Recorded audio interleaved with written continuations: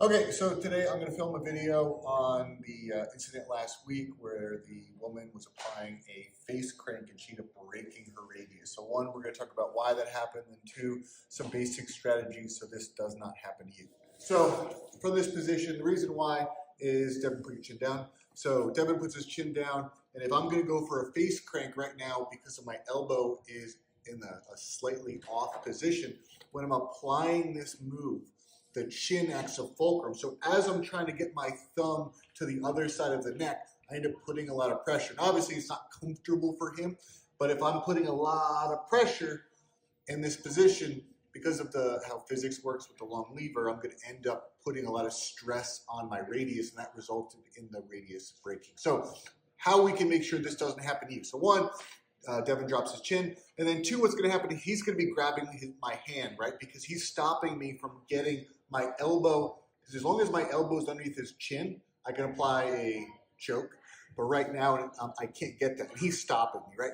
So if you're ever in a position and you can't get your arm because he's fighting, in addition to trying to break their grip, one simple thing I can do is I just drop my shoulder. You see when so hold nice and tight. I'm trying to pull, can't get it across.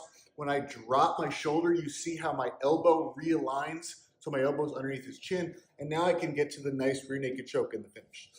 Second thing, let's say he has his chin down, and dropping your chin is not a legitimate defense. Now, granted, if you're in training, you don't need to face crank your training partner.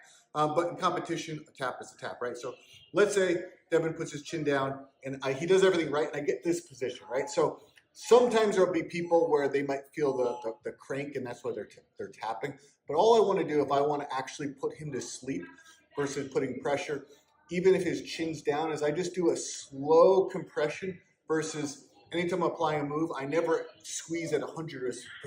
It's going to be this slow ramp. So even though his chin's down, as I'm slowly ramping up my intensity, it's going to be the choke that makes him tap versus the crank. When you're applying the move, don't have your elbow off sides. Get to this position. Even if he's fighting my hands, make sure you drop your chin, and that realigns so I can get to a good rear naked choke. And even if his chin is dropped, I can still choke through. Just make sure you slowly apply, and he's going to tap from the choke, not the crank.